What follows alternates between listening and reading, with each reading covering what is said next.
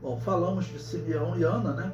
Agora vamos à página 38, a adoração dos magos. Vamos a Mateus capítulo 2, versículos 1 a 12. Bom, peguem aí suas Bíblias. Vamos ler a partir do versículo 1, que diz: E tendo nascido Jesus em Belém da Judéia, no tempo do rei Herodes, eis que os magos vieram do Oriente a Jerusalém. E perguntaram: onde está aquele que é nascido rei dos judeus? Então começaram a fazer essa pergunta, né? Certamente Simeão, ele falou para israelitas, judeus, tementes a Deus, que sabiam que eles tinham que divulgar entre o povo comum, mas se chegasse nas autoridades, Herodes ia criar problema. Só que esses magos que vêm do Oriente, eu vou falar depois, tentar identificar mais ou menos qual é esse lugar, né? E quem são eles, mas esses magos que vieram, eles vieram perguntando, eles precisavam, normalmente você vai às autoridades, né? Você vai para um templo perguntar por sacerdotes, e os sacerdotes do dia do nascimento de Jesus, irmãos, eles vão ter a atitude dos sacerdotes lá do dia da morte de Jesus. Eles sabiam que falar em um Messias, falar em um rei dos judeus, isso soava como uma revolta contra Herodes e contra Roma. Bom, mas os magos, eles chegam perguntando, claro, para todos em Jerusalém, e diz: porque vimos a sua estrela no Oriente e viemos adorá-lo. Irmãos, esses magos, nós vamos ler depois sobre eles, mas esses magos, o termo magos, ele passou a ser usado para alguns judeus. Por exemplo, Daniel, ele era chamado de magos, ele ficou como príncipe dos magos. Se você observar no livro de Daniel, normalmente ele usa o termo Deus dos céus. No diálogo com Nabucodonosor, pode ver que você vai encontrar diversas vezes o termo Deus dos céus. Muito comum no livro de Daniel, que não é comum nos outros livros, tá bom? Então, por que Daniel usava isso? Porque Daniel ele foi trabalhar, irmãos, para consultar as estrelas. Porque os babilônios, eles que desenvolveram essa doutrina, né, de que as estrelas são deuses e que eles controlam a vida dos homens, isso gerou o horóscopo, né? Isso gerou o horóscopo. Então, eles viviam de consultar as estrelas. Se aparece uma estrela se movimentando no céu, principalmente Júpiter, que hoje é chamado de planeta, né? Tudo eles chamavam de estrelas. Então, como Júpiter e, por exemplo, Marte são planetas, estão aqui mais próximos da Terra, nós observamos mais facilmente a movimentação deles no céu. Os 5 planetas que eram conhecidos, né? Mercúrio, Vênus, Marte, Júpiter e Saturno. Planetas que nós vemos, né? Esses 5, não estou contando a Terra. Como eles estão mais próximos da Terra, dá para ver o movimento deles, diferenciado das outras estrelas que estão muito longe. Então, eles passaram a ser os deuses principais. Júpiter era o principal deus de Roma. Então, eles viviam de consultar as estrelas, mas Daniel, então, quando ele usa o termo Deus dos céus, ele está dizendo o seguinte: eu consulto o Deus que criou as estrelas. Eu não consulto as estrelas. Então, a expressão mago não era reservado de pagãos, de espíritas. Tá bom? Não era. Eu digo que na história vai ter um homem chamado Orígenes de Alexandria, que ele vai dizer o seguinte: isso aí é o espiritismo adorando a Jesus. Essa definição não é boa, né? Dizer que o paganismo está adorando Jesus. Nós sabemos que a profecia diz que um dia todos dobrarão o seu joelho. Mas Deus falou com esses homens, Deus vai falar com espíritas para eles virem adorar Jesus? Olha, eu não gosto dessa definição. Prefiro acreditar que esses homens eram homens que viviam na Babilônia. A Babilônia ficava a oriente, né, de Israel. A Babilônia e a Pérsia, então eles podem ter vindo ou da Babilônia ou da Pérsia. Uma coisa interessante, quando nós estudamos história de Israel, nós vemos que no ano 614 da era cristã foi quando houve um ataque dos persas e eles conquistaram Jerusalém. Diz a história que eles, quando chegaram na igreja da Natividade, onde Jesus teria nascido, eles encontraram desenhos na igreja e lá estava pintado esses magos. E segundo a história, Constantino mandou pintá-los, né? Como foi identificado do Oriente, desenhou-os como persas. As vestimentas que eles usavam, o tipo de chapéu, eram persas. E quando os persas viram aquilo, eles destruíram diversas coisas, mas chegaram naquelas igrejas e falaram, poxa, tem 3 persas ali? Não, essa igreja aqui nós vamos manter, não vamos atacar ela em nada, não vamos destruí-la. Então, a tradição acabou colocando eles como persas, pode ser. Mas todos eles seguiam a religião da Babilônia, tá bom? Seguiam a religião da Babilônia. Agora, tinham israelitas vivendo lá na Babilônia que nunca seguiram essa religião. Eu estou falando para vocês que nesse período aqui ainda está vivo. Eu vou contar a história dele para vocês, provavelmente na próxima aula. Ainda estava vivo um homem chamado Hilel. Segundo a história, ele nasceu aonde? Ele nasceu na Babilônia, onde tinha uma grande comunidade judaica. Porque nem todos os judeus voltaram da Babilônia, tá ok? E continuaram lá, o próprio Daniel continuou. E lá formou-se uma grande comunidade judaica. Então Hilel, ele nasceu na Babilônia e parece que ele veio para Israel com 60 ou 80 anos. Diz a história que ele viveu 120 anos. Tá bom? Diz a história que ele viveu 120 anos. Nesse período aqui, segundo a história, ele ainda está vivo. Ok? Então eles disseram, vimos a sua estrela. Por que os israelitas, os judeus, esperavam uma estrela? Bom, estava profetizado no Antigo Testamento. Era um símbolo, tá bom, do Messias, como a estrela que procede de Jacó. Esse símbolo é um pouco contraditório, que quem falou ele foi o profeta Balaão. Tá bom? Mas a Bíblia diz que Balaão, mesmo ele naquela situação, ele, quando ia falar, por exemplo, tentava amaldiçoar, Deus mudava a palavra em bênção. É uma questão complicada, mas aquele homem se desviou, ele estava ali aceitando uma propina, um dinheiro, um prêmio para poder amaldiçoar Israel, mas antes ele seria um homem de Deus, né? Um homem de Deus que infelizmente se desviou. Então o símbolo de estrela relacionado a Jesus havia desde o Antigo Testamento. Tá bom? Por isso ele é chamado também a resplandecente estrela da manhã. Tá bom? Então, algum símbolo Deus mostrou a eles. Será que foi uma estrela, né, como nós conhecemos hoje?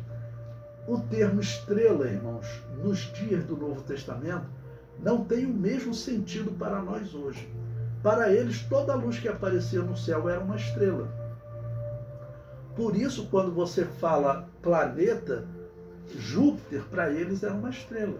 Marte era uma estrela. Tudo era estrela. Apareceu no céu, era uma estrela. Tá bom? Um cometa que aparecia, eles chamavam de estrela. Para você ter ideia, a própria palavra planeta, eles usaram, essa palavra é antiga, ela não é nova. Hoje nós temos uma definição diferente para planeta, são objetos que estão mais próximos da Terra, que não têm luz própria, que eles refletem a luz do Sol, né? O planeta Marte, a luz do Sol bate nele e reflete em nós. Já as outras estrelas, as estrelas mesmo, como nós dizemos hoje, elas têm luz própria, ela é como um Sol, né? Incendiado, tal, que está muito distante, mas a luz chega até nós. Tá, ok? Então, para eles, tudo era estrela. Agora, pense, se for uma estrela como nós conhecemos, ela para sobre uma casa? Não. Onde você estiver andando, você vê a estrela sempre no mesmo lugar. Tá bom?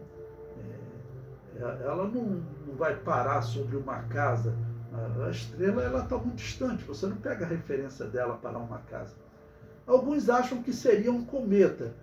Bom, nós não temos como afirmar. Pode ter sido um cometa? Pode ter sido um cometa. Deus pode ter usado um fenômeno natural.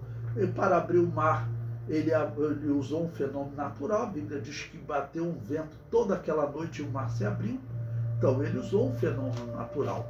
Para mostrar que o fenômeno natural era controlado por ele, ele fez o mar fechar repentinamente e aqueles soldados egípcios nos seus carros morreram, né? Tá bom? Morreram. Bom, o versículo 3 diz: e o rei Herodes, ouvindo isso, perturbou-se, e toda Jerusalém com ele. E congregados todos os príncipes dos sacerdotes e os escribas do povo, perguntou-lhes onde havia de nascer o Cristo. Irmãos, essa entrevista aqui com Herodes era algo assustador. Herodes havia mandado matar a mulher dele, porque ela era descendente dos Macabeus. Então, eles sabiam que Herodes, ele era um homem extremamente mau. Esse período aqui está perto da morte de Herodes. Eu falei para vocês que Herodes tinha matado um israelita, jogou ele num caldeirão de óleo quente, porque ele quebrou a águia que Herodes colocou lá no templo, né? E vocês sabem o que Herodes tinha feito? Tinha dado ordem, melhor dizendo, nesse período aqui, para vocês terem entender o pavor que esses israelitas, sacerdotes, escribas estavam quando eles foram ter essa entrevista com ele. Herodes diz a história que nesse período ele já estava meio enfermo. E ele queria que as pessoas, sabendo que ia morrer, ele queria que as pessoas chorassem na morte dele. Mas as pessoas diziam: Herodes, aqui ninguém gosta de você, as pessoas vão dar festa quando você morrer. Ele falou: eu tenho que dar um jeito das pessoas chorarem. Qual foi a ideia que ele teve? Ele falou, ele deixou uma ordem. Essa ordem já estava escrita: olha, quando eu morrer, os soldados devem sair pela casa principal, das casas dos principais, e matar alguém naquela casa. Se tiver só o homem e a mulher, mata o homem ou a mulher, mata a mulher para o homem estar chorando, ou mata o homem para a mulher estar chorando. E faz isso em todo Israel, porque eu quero todo Israel chorando na minha morte. Eles podem não estar chorando por mim, mas eles vão estar chorando. Ou seja, era uma coisa de louco. As pessoas pensavam, se esse homem morrer de repente, a gente tem que desaparecer. E agora surge a notícia de que o Messias chegou. O Messias nasceu. Tá bom? Então ele perguntou, bom, onde que deve nascer então o Messias? E esses escribas, né, então disseram, em Belém da Judéia, porque assim está escrito pelo profeta. E tu, Belém, terra de Judá, de modo nenhum és a menor entre as capitais de Judá, porque de ti sairá o guia que há de apacentar o meu povo de Israel. Bom, quando Herodes ouviu isso, né? Então Herodes, chamando secretamente os magos, inquiriu exatamente deles acerca do tempo em que a estrela lhes aparecera. E enviando-os a Belém, disse, ide e perguntai diligentemente pelo menino. E quando o achardes, participai-no, para que também eu vá e o adore. Bom, os magos, talvez eles não conhecessem Herodes. Talvez eles não soubessem das loucuras daquele homem, né? Como ele matava pessoas sem mais nem menos. Não era um homem louco mesmo. Diz a história que antes de ser rei, ele foi governador da Galileia. E os romanos gostaram, porque ele fez uma limpeza na Galileia. Não tinha mais ladrões na Galileia. Como que ele fez? Ele mandou matar todo mundo. Ele chegou para a cadeia, essas celas estão lotadas. Não, vamos esvaziar essa cela. O que ele vai fazer? Vai soltar? Não. Vai com espada lá e mata todo mundo. Né? Aí daqui a pouco tem a notícia, bom, aproveitando que está vazia, prendemos um ladrão, prendemos 10 ladrões aqui. Quem prendeu o quê? Mata todo mundo. Ele pegava ladrão e matava, pegava ladrão e matava. Ou seja, os ladrões desapareceram da Galileia. Isso não é um método correto, mas os romanos gostaram, né? E essa fama dele todos sabiam. O homem ele matou a mulher que ele amava. Diz que ele chorou muito porque ele matou a mulher que ele amava, mas só que ela era descendente dos Macabeus. Então, poderia reivindicar o trono, né? Então, talvez os magos não soubessem, mas os outros sabiam. Ele vai partir para matar esse menino. Versículo 9. E tendo eles ouvido o rei, partiram. E eis que a estrela que tinham visto no oriente ia adiante deles, até que chegando se deteve sobre o lugar onde estava o menino. Ou seja, parou sobre uma casa. Então, como eu disse para vocês, uma estrela, se você pegar uma estrela no céu, e você tentar, essa estrela está parada sobre qual casa, né? Onde eu estiver andando, eu ando, a estrela vai estar sobre uma casa. Andar mais, vai estar sobre outra casa. Você não consegue fazer referência a dizer a estrela parou. Então, por isso, se vocês verem documentários, normalmente dizem que seriam cometas, que seria até o cometa Halley, que até hoje é um cometa, né, conhecido, né? Na década de 80 ele passou na Terra, deu para nós vermos, dá para você ver a olho nu. Então, alguns dizem que seria o cometa Halley. Se fosse um cometa também, não dava para ele parar sobre uma casa. O cometa, você vê ele parado, ele bem devagar no céu, mas ele anda bem devagar, ele não para. Bom, Deus poderia parar um cometa? Poderia. Mas o que eu acredito mais é um sinal que Deus tinha dado para eles e que eles seguiram esse sinal. E esse sinal para sobre uma casa. E o sinal no céu, tudo eles chamavam de estrela. Ok? Versículo 10. E vendo eles a estrela, alegraram-se muito com grande júbilo. Bom, comentar uma coisa aqui para vocês. Por que alguns dizem que seria cometa?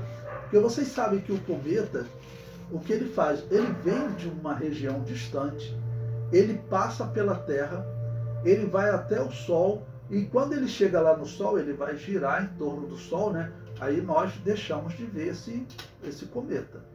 Mesmo o cometa Halley visto a olho nu, ele vem, aparece, depois ele desaparece da vista da Terra. Ele vai lá, dá um giro no Sol e volta, porque ele volta. Quando ele volta, ele passa pela Terra de novo. Então, ele faz esse processo aqui. Você vê a estrela, aí ele desaparece. Estou chamando o cometa de estrela, como os antigos chamavam. Aquela estrela passa pelo Sol, e aí quando ele volta, você vê de novo. Então, como eles viram novamente a estrela, alguns consideram então que seria um cometa. Eu digo, não é impossível que Deus tenha usado. Lembre-se que no livro de Gênesis, quando Deus cria, por exemplo, o Sol, né, a Lua, né, lá no quarto dia, ele diz o quê? Que eles foram criados para sinais para tempos e estações. Tá ok? Está lá a partir do versículo 14, né? Quando Deus cria o Sol, a Lua e as estrelas, né, e a luz delas, vamos dizer, chega aqui na Terra, Deus diz que eles foram criados, ó, versículo 14, e sejam eles para sinais e para tempos determinados e para dias e anos. Então, pode ser que Deus tenha usado um sinal, porque Deus criou o Sol, a Lua, as estrelas com esse propósito. Tá bom? Versículo 11. E entrando na casa, acharam o menino com Maria, sua mãe, e prostrando-se, o adoraram. E abrindo os seus tesouros, lhe trouxeram dádivas, ouro, incenso e mirra. Uma pausa aqui para explicar a vocês. Se eu perguntar para vocês quantos magos eram, vocês vão responder, professor, isso aí é fácil. 3. A Bíblia não diz quantos eram, tá bom? Colocaram 3 por causa das ofertas que eles trouxeram. Ouro, incenso e mirra. Mas podem ter sido 10 que trouxeram essas ofertas, juntaram, vamos levar essas ofertas. Podem ter sido 2. Na história, a Igreja Católica que vai colocar como sendo 3 e vai dizer qual é o nome deles. Não? Então nós não sabemos quantos eram. Uma vez eu até falei para uns alunos na classe, eu falei, se eu fosse vocês, no próximo Natal, na igreja de vocês, coloca lá 5 magos, as pessoas vão rir de vocês, tal, né? Aí para depois vocês esclarecerem as pessoas, olha, nós estamos aqui nesse dia, mas nós não sabemos o dia que Jesus nasceu, nós estamos aqui aproveitando para que pessoas não crentes venham e a gente possa pregar o evangelho para eles, tá bom? Mas nós não sabemos o dia que Jesus nasceu, nós não sabemos quantos magos eram, nós não sabemos se eles eram reis, isso é tudo invenção da Igreja Católica. Os 3 reis magos, você coloque lá 5 magos, 10 magos com roupas comuns, sem serem reis, né? Isso vai assustar as pessoas, porque as pessoas vêm ouvindo essas coisas dos católicos, vai ouvindo e repetindo, e acaba que a Bíblia diz algo, a Igreja Católica diz coisas diferentes, e as pessoas dizem, já estão tão acostumados que se você botar lá 5 magos, eles vão estar rindo de vocês.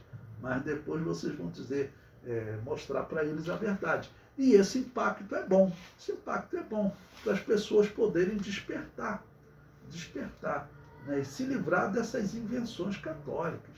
As pessoas vão lá para Jerusalém, tem pessoas que choram lá, vendo a estrela que marca o lugar onde Maria teria colocado a manjedoura de Jesus. Isso não existe, né? Não tem como nós sabermos, nem tem porquê nós sabermos isso. Tá bom? Bom, prosseguindo, versículo 12. E sendo por divina revelação avisados em sonhos, para que não voltasse para junto de Herodes, partiram para sua terra por outro caminho. Bom, aí daqui a pouco nós vamos ver o que Herodes vai fazer, né? Bom, no comentário do nosso livro, eu coloquei: este texto é cercado de dificuldade. Não é dito que não é dito quem eram esses magos, nem de que país eles eram.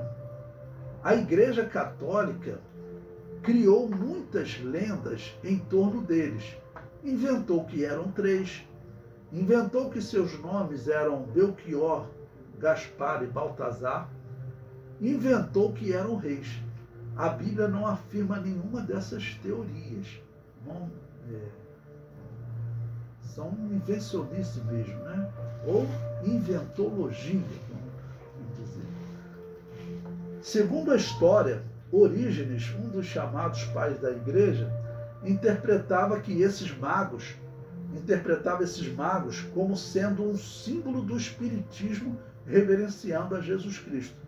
Como eu disse para vocês, eu não gosto disso, tanto que eu coloquei aí. Não concordo com essa interpretação por 2 motivos. A Bíblia diz que eles receberam uma revelação em sonho. Isso não é característica de espíritas. Por que Deus traria ali espíritas? No meu entender, eram judeus de regiões distantes, tanto da Pérsia quanto da Babilônia. Na Pérsia também tinham muitos judeus que ficaram lá depois do cativeiro. Nós temos o exemplo de Esther, né? De Mardoqueu, e de muitos judeus que estavam lá sendo preparados para serem mortos na Pérsia. Então, certamente, esses magos eram judeus, e são chamados de magos porque Daniel, trabalhando lá, ele era chamado de mago, ele era chamado de príncipe dos magos, né? E, em segundo lugar, esses homens foram revelados por Deus no nascimento do Messias, né? Não dá para acreditar que Deus ia revelar isso a espíritas. Aí eles trariam ali uma oferta pagã, uma oferta amaldiçoada. Não, eu não acredito nisso. Eu comento: Deus deu um sinal a esses homens para eles entenderem que o rei dos judeus estava para nascer. Deus não falaria do nascimento do seu filho aos espíritas. Esses homens podem ter sido israelitas que viviam dispersos e que, dependendo da cidade onde viviam e da função que exerciam, eram chamados de magos, como foi o caso de Daniel, que foi colocado como mago da Babilônia. Daniel 4:9 está escrito: Beltesazar, príncipe dos magos, eu sei que há em ti o espírito dos deuses santos e nenhum segredo te é difícil. Dize-me as visões do meu sonho que tive e a sua interpretação. Então veja, aqui ele é chamado de príncipe dos magos. Ele recebeu esse título. Mas quando você lê o livro de Daniel, você vai encontrar ele deixando claro que ele consultava o Deus das estrelas. Então ele era um mago diferente. Os magos consultavam as estrelas. Ele está dizendo, eu consulto o Deus que criou essas estrelas. Não tinha por que ele abrir mão desse título. Esse título não significava nada. Quando ele foi colocado entre os nobres, né, no palácio, e foi para estudar entre os magos, ele falou, olha, certamente essa minha posição vai ser usada para eu abençoar o povo de alguma maneira. Deus está trabalhando e certamente foi Deus que me colocou nesse lugar aqui. E assim ele prosseguiu lá como príncipe dos magos. E vamos lembrar, nesse período aqui que Daniel ele é chamado de príncipe dos magos,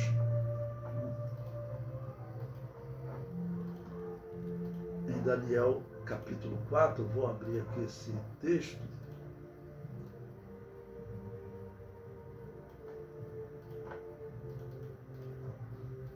Vocês conhecem bem esse texto, por quê?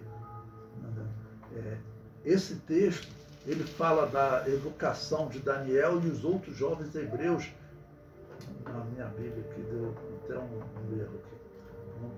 Então, esse texto fala do momento em que Daniel ele vai dar uma interpretação para o rei sobre um sonho que o rei teve. Sobre um sonho que o rei teve. Então,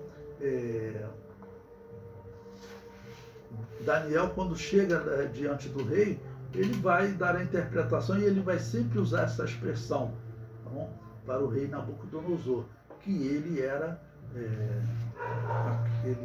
dava aquelas interpretações ligadas ao Deus dos céus. Se você for em Daniel capítulo 2, tá bom? Quando ele vai dar aquela primeira interpretação da estátua, ele fala que o Deus dos céus revelou ao rei. Tá bom? Vou fazer uma pesquisa rapidinho aqui para mostrar a vocês.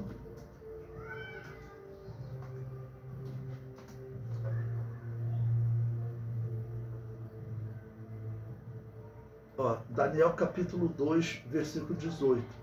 Para que pedissem misericórdia ao Deus dos céus sobre este segredo, a fim de que Daniel e seus companheiros não perecessem com o resto dos sábios da Babilônia.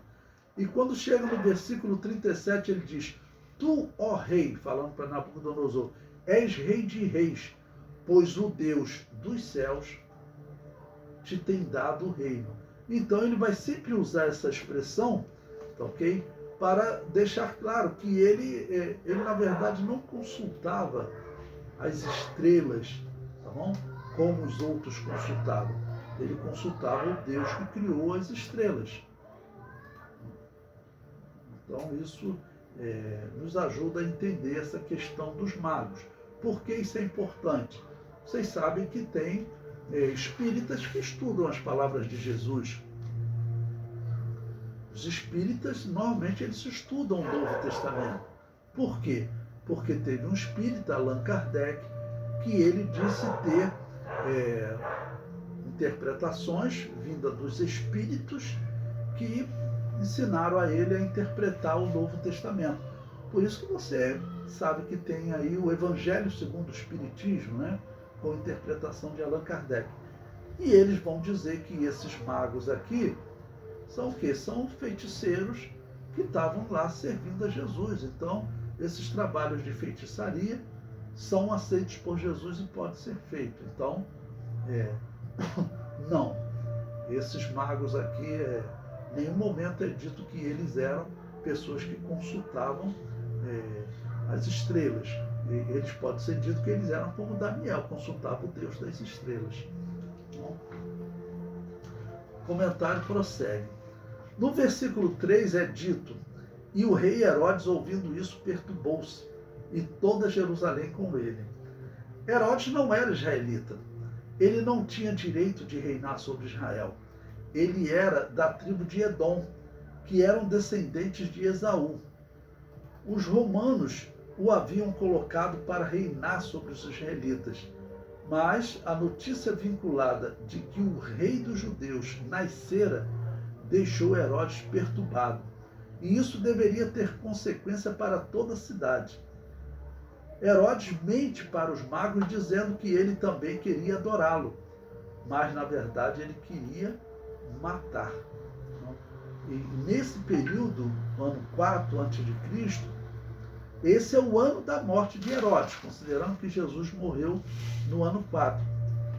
Diz a história que ele estava doente, enfermo. E, historicamente, alguns consideram que essa enfermidade veio por ele colocar aquela águia lá no templo. Botar aquele símbolo pagão, aquele símbolo romano. E ele já estava totalmente louco. Acho que a enfermidade também afetou a memória dele. Então, realmente, ele nesse período, assim, para mandar matar as pessoas era algo realmente muito comum, entendeu? Bom, o texto prossegue. Esses magos disseram que viram uma estrela. Uma estrela certamente era um sinal, uma luz no céu, que eles chamaram de estrela. Isso pode ser visto quando é dito que a estrela se deteve sobre o lugar onde estava o menino. Uma estrela no céu não serve de identificação para marcar um lugar onde está uma pessoa. Nem uma casa, não tem como. Por isso acreditamos tratar-se de uma luz que os guiava, que eles chamaram de estrela. Os magos foram avisados por Deus e retornaram por outro caminho. A mãe de Constantino, Dona Helena, na sua viagem a Jerusalém, também disse ter encontrado 3 esqueletos que seriam dos magos que Herodes teria matado. É inacreditável que até hoje católicos por todo o mundo acreditem nessas histórias inventadas por essa mulher. Até em nossas igrejas, quando vai representar o Natal e os magos, coloca-se 3 homens, invenção dos católicos, com os respectivos nomes que também foram inventados. Eu já vi na igreja, né? E eu vou lembrar uma coisa para vocês. A Assembleia de Deus não comemorava Natal. Eu me lembro quando começou essa questão na nossa igreja, eu era jovem, e as pessoas pedindo, e o pastor Sebastião Firmino, na época o presidente, ele liberou para celebrar o Natal. Ah, tá bom. Mas a igreja evangélica, ela não celebrava o Natal. Por quê? Porque os anabatistas, historicamente, eles sabiam. Isso aí veio do paganismo. Então não vamos celebrar Natal, vamos tirar esse paganismo dentre nós. E, irmãos, vocês sabem que a Assembleia de Deus acertadamente não tem cruz no púlpito, nem carrega uma cruz no peito, porque esse nunca foi um símbolo cristão. Quem adotou como símbolo cristão foi Constantino. Essas igrejas que têm aí o símbolo da cruz são igrejas ligadas à Igreja Católica. São igrejas ligadas à Igreja Católica. Essas igrejas estão todas voltando para o catolicismo. É importante vocês saberem disso. Eu tenho falado para vocês, não sei se vocês pesquisam, 2017, pode pesquisar. As igrejas anglicana, luterana, metodista e presbiteriana, elas deixaram de existir como igreja protestante. Elas voltaram a ser católicas. Elas voltaram para a Babilônia apocalíptica. Isso é importante nós sabermos porque essas pessoas estão indo nas igrejas pregar. Eu já vi aí no YouTube até padre pregando em igrejas evangélicas. Protestantes, então, nem se fala. Mas esses grupos, irmãos, não são grupos cristãos. Quem batiza criança, quem pratica culto aos mortos, essas doutrinas deles, diferente da nossa predestinação, não são igrejas cristãs. Não era para eles estarem nos nossos púlpitos. Nós temos que ser franco quanto a isso, não é perseguição, não é nada. É questão de pureza doutrinária. Esses nomes trazem um monte de símbolos antigos que foi tudo adotado do paganismo, né? E que nós devemos manter distância desses símbolos. Então, se a sua igreja celebra o Natal, se você tiver oportunidade, fala isso para eles. Fala isso para eles. Eu sempre falei na igreja, quando a igreja adotou o Natal, eu me lembro, na década de 80, nós não fazíamos. Eu sempre falava, irmão, nós não sabemos a data que Jesus nasceu. Nós podemos usar esse dia, porque aí o não crente vem ver o filho dele fazer uma peça, é uma ótima oportunidade para nós evangelizar. Mas deixe claro que o dia 25 de dezembro certamente não é nem a data que Jesus nasceu. Tá bom? Essa data foi adotada do paganismo e nós, então, não vemos essa data como algo real, né, e bom de se praticar, né?